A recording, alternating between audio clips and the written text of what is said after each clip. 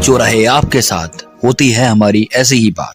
UP 100 news. प्रदेश में इन दिनों Bharatiya Janata party की अनुषंगिक संगठन कहने वाली अखिल भारतीय विद्यार्थी परिषद को लेकर के चर्चाएं हैं। उत्तर प्रदेश की पुलिस ने अखिल भारतीय विद्यार्थी परिषद के कार्यकर्ताओं पर लाठीचार्ज किया और बर्बरतापूर्वक कई कार्यकर्ताओं की पिटाई की। कई कार्यकर्ता घायल हुए, वो अस्पताल में भर्ती हैं और उनका इलाज जारी है। सूबे के दोनों उप मुख्यमंत्री कार्यकर्ताओं से मिलने जा चुके हैं और लगातार यह विरोध बढ़ता जा रहा है। सरकार के ही सहयोगी जो मंत्री हैं ओपी राजभर जी, उनका एक बयान आता है और वो अखिल भारतीय विद्यार्थी परिषद द्वारा किए गए कार्यक्रम को अराजकता बताते हैं। इस बयान के बाद लगातार माहौल बिगड़ता जा रहा है। कई जगहों पर ओपी राजभर का पुतला दहन भी किया जा चुका है। आज हमारे साथ अखिल भारतीय विद्यार्थी परिषद के कुछ कार्यकर्ता जुड़े हुए हैं। हम उनसे जानेंगे कि क्या है पूरा मामला और किस प्रकार से विरोध किया जा रहा है, क्या उनकी मांगे हैं और अगर उनकी मांगे पूरी नहीं हुई तो अगली कार्रवाई परिषद के द्वारा क्या कराई जाएगी। आशुतोष जी, सबसे पहले तो आपका स्वागत है हमारे चैनल पे। आशुतोष जी, लगातार हम देख पा रहे हैं कि ये विवाद होने के बाद में अखिल भारतीय विद्यार्थी परिषद लगातार सड़कों पर है। लगातार अखिल भारतीय विद्यार्थी परिषद आंदोलन कर रहा है लाठीचार्ज को लेकर के। आखिर लाठीचार्ज की स्थितियां क्यों उत्पन्न हुई और क्या मामला था? मैं आपके चैनल के माध्यम से बताना चाहता हूं कि विद्यार्थी परिषद अपने स्थापना काल से ही छात्रों के हितों के लिए लड़ता है।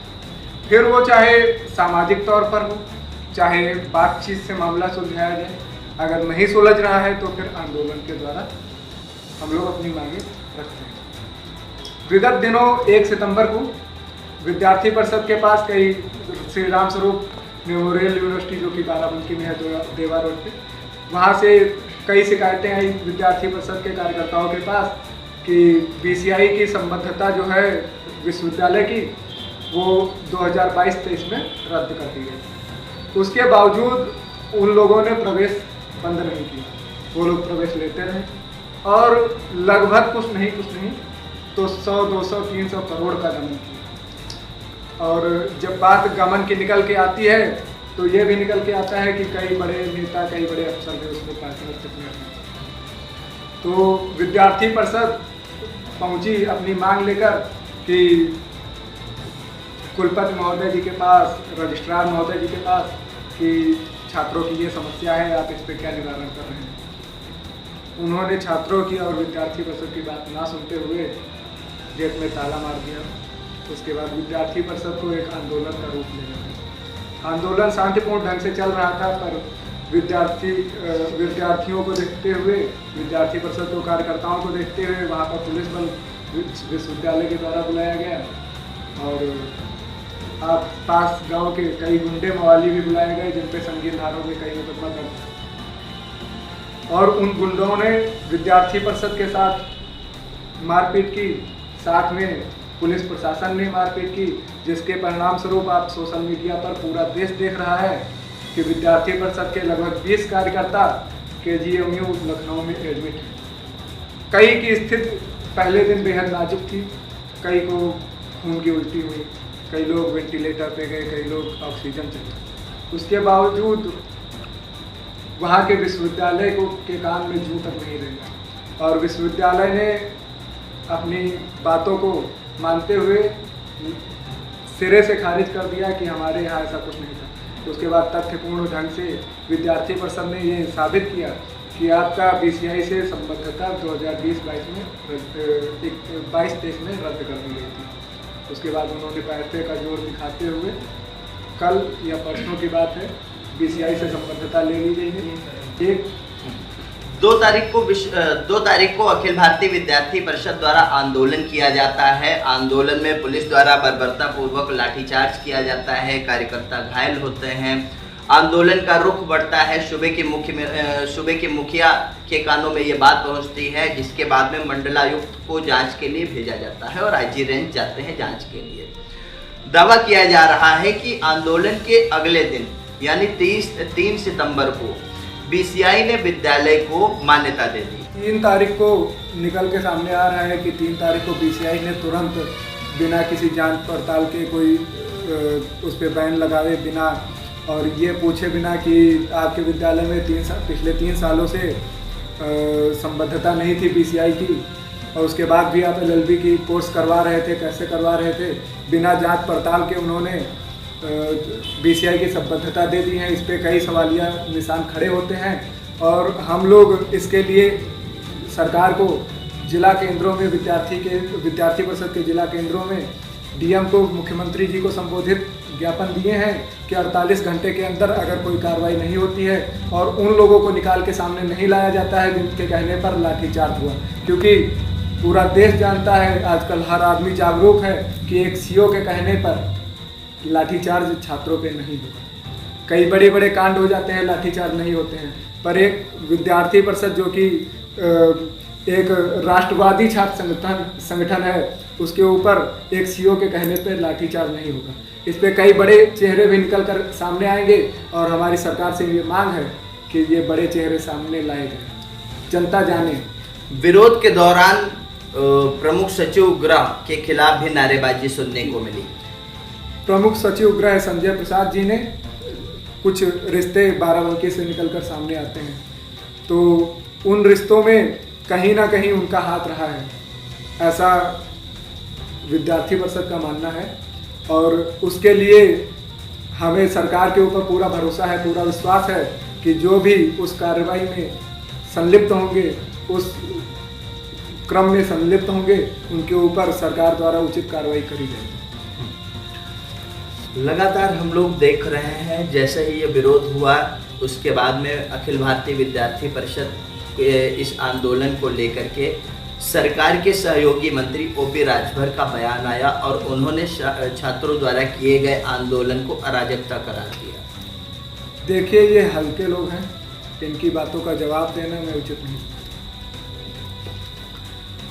हमने देखा कि उनके घर के बाहर छात्र परिषद अखिल भारतीय विद्यार्थी परिषद के कार्यकर्ताओं द्वारा घेराव भी किया गया।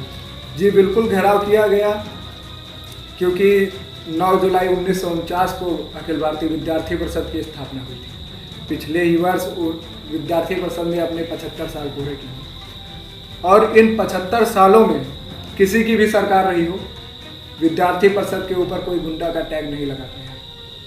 कल का एक मंत्री आता है जो पता नहीं किस दारू किस चिलम के नशे में 4 चिलम फूंक के एक बयान दे देता है मीडिया के सामने, खुद का फेम बनाने के लिए कि विद्यार्थी परिषद के गुंडे थे।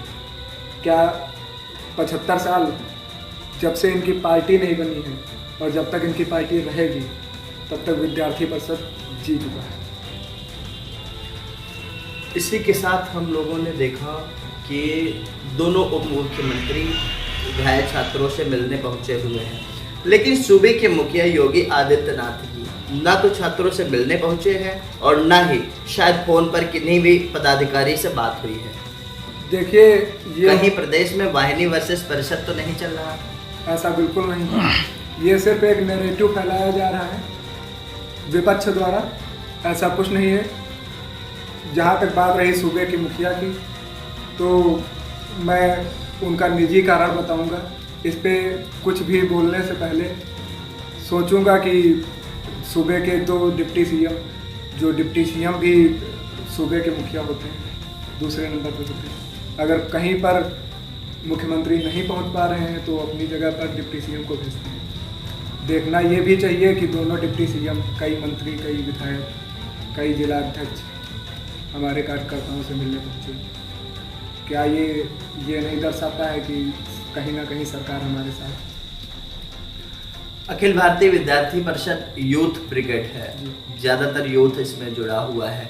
वहीं आरोप यह भी लगाया जा रहा है कि सूबे के मुखिया योगी आदित्यनाथ जी के पास उनका खुद का हिंदू युवा वाहिनी नाम का एक यूथ ब्रिगेड है, तो कहीं परिषद वर्सेस वाहिनी तो नहीं देखा जा रहा है। ये सवाल उठ रहे हैं प्रदेश में। जहाँ तक मेरे जान में बात है, तो कई साल पहले हिंदू युवा वाहिनी को क्या नाम है, मुख्यमंत्री जी द्वारा ही उसके सदस्यता को रद्द कर दिया गया था, और उस संगठन को बंद कर दिया गया था। तो यहाँ पे कहीं वाहिनी वर्सेज परिषद का सवाल ही खड़ा नहीं है। अभी आपने जिस पार्टी को विपक्ष कहा कि विपक्ष द्वारा नैरेटिव फैलाया जा रहा है, आज उसी विपक्ष की छात्र सभा आपके आंदोलन में आपके साथ सड़कों पर खड़ी है और पुलिस से लाठियां भी खा रही है। देखिए, किसी छात्र सभा पर कोई लाठीचार्ज नहीं हुआ। मैं भी मीडिया देखता हूँ, मैं भी सोशल मीडिया पे एक्टिव रहता हूँ, कोई लाठीचार्ज नहीं हुआ है। आपके समर्थन में आई छात्र सभा? जी, समर्थन विद्यार्थी परिषद अपने लिए लड़ सकती है। विद्यार्थी परिषद छात्रों का विश्व का सबसे बड़ा छात्र संगठन है और विद्यार्थी परिषद में कभी राजनीतिक गतिविधियों में संलिप्तता नहीं पाई गई है। विद्यार्थी परिषद अपने लिए लड़ सकता है, उसके लिए किसी को सहानुभूति और सांत्वना दिलाने की आवश्यकता नहीं। इस आंदोलन और पुलिस द्वारा लाठीचार्ज के बाद कांग्रेस के प्रदेश अध्यक्ष अजय राय और समाजवादी पार्टी के राष्ट्रीय अध्यक्ष अखिलेश यादव जी दोनों के द्वारा ट्विटर पर पोस्ट किया गया और छात्रों के समर्थन में बात कही गई।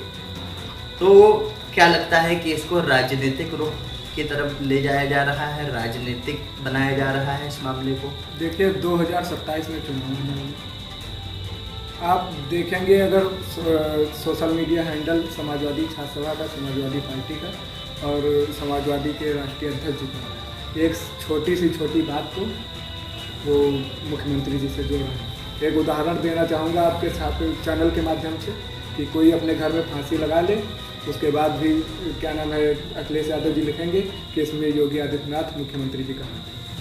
क्या ये सही है? राजनीति को इतने निचले स्तर पर मत लेके जाइए कि आने वाली सरकारें, आने वाली जनता आपको पसंद ना करे। रामस्वरूप मेमोरियल स्कूल जो है, जहां पर इस पूरे मामले को लेकर के विवाद उत्पन्न हुआ है, जांच के बाद में कुछ लोगों पर मुकदमा दर्ज कर दिया गया है और मुख्यमंत्री जी के निर्देशन में पूरे मामले की जांच कराई जा रही है। इसके बाद भी लगातार छात्र संघ जो है परिषद आंदोलन कर रहा है, सड़कों पर है। अब क्या मांगे हैं? देखिए, हमारी एक बहुत साफ सी मांग है कि जो भी अधिकारी, जो भी नेता लाठीचार्ज में संलिप्तता है, उसकी जांच को सार्वजनिक किया जाए और जनता के बीच में ये बताया जाए कि किनके कारणवश वहाँ पर लाठीचार्ज हुआ। मैं मानता हूँ कि आपने जैसे बताया कि भारतीय जनता पार्टी का आनुषंगिक संगठन, पहली बात तो ये है कि भारतीय जनता पार्टी का आनुषंगिक संगठन विद्यार्थी परिषद नहीं है, आरएसएस का है। आरएसएस का है और आरएसएस भाजपा के ही सहयोगी है, भाजपा की विचारधारा की। तो हमारी जिससे विचारधारा मिलेगी हम उसका काम करेंगे, उसके साथ करेंगे। पिछली किन्हीं भी सरकारों में अखिल भारतीय विद्यार्थी परिषद के कार्यकर्ताओं के ऊपर इतनी बर्बरता पूर्वक लाठीचार्ज शायद ना हुआ हो। और आज आरएसएस की सहयोगी भारतीय जनता पार्टी की सरकार है और आरएसएस का ही एक आनुषंगिक संगठन परिषद है माना जाता है। आज उसी परिषद के कार्यकर्ताओं पर बर्बरता पूर्वक लाठीचार्ज किया गया, जो पिछली किन्हीं सरकारों में शायद ना हुआ हो। क्या लगता है किन सरकारों में परिषद सुरक्षित है? देखिए, बात रही सरकार की, तो ज़्यादा कुछ सरकार से लेना देना होता नहीं। हम छात्रों के मुद्दे उठाते हैं, छात्रों के बीच में काम करते हैं। ना हमको विधायकी चाहिए, ना हमको सांसद चाहिए। हमारा बस एक ही ध्येय है, छात्रों के हितों में काम करेंगे और कैंपस में रहना होता है। तो ज़्यादा कोई सरकारों से और सरकार में संलिप्तता विद्यार्थी पर नहीं होती। यदि ऐसा है जो आप बता रहे हैं, यदि ऐसा है तो पिछली बार समाजवादी पार्टी के एक सांसद हुए रामलाल सुमन जी, उनका एक बयान आया जिस पर भाजपा ने विरोध जताया और भाजपा के ही समर्थन में परिषद के कार्यकर्ताओं ने भी सांसद जी का पुतला फूंका था। देखिए, यहाँ पर भाजपा और सपा करना बहुत ही संकीर्ण मानसिकता की सोच हो जाएगी। पूरे भारत के राणा सांगा जी जो हैं पूर्वज रहे हैं और एक मेरे हिसाब से उनसे कई लोगों को सीखना चाहिए कि अपने देश का, अपने राष्ट्र के हित में हम लोग कैसे काम कर सकते हैं। तो बात रही राणा सांगा, मैं किसी भी सरकार के कोई भी मंत्री अगर हमारे पूर्वजों, हमारे राष्ट्र प्रेमियों, हमारे स्वतंत्रता संग्राम सेनानियों, हमारे देश के शहीद हुए लोगों के प्रति कोई भी गलत टिप्पणी करेगा तो उसके खिलाफ हम हमेशा आवाज़ उठाएंगे। क्या मांग है? हमारी मांग बस यही है कि 48 घंटे का अल्टीमेटम सरकार को दिया जाए। अगर 48 घंटे के अंदर जिन मांगों को रखा गया है वो पूरी नहीं हुई, 6 बीघे की सरकारी ज़मीन पर श्री राम स्वरूप विश्वविद्यालय ने अवैध कब्जा कर रखा है, बड़ी बड़ी बिल्डिंगें बना रखी हैं, त्वरित कार्रवाई करते हुए वहाँ पर एसडीएम तहसीलदार द्वारा जांच करवा कर उसे गिरवाया जाए, उस पर बुलडोजर चलवाया जाए और लाठीचार्ज में जो भी लोग संलिप्त रहे हैं उन लोगों पर कड़ी कार्रवाई हो।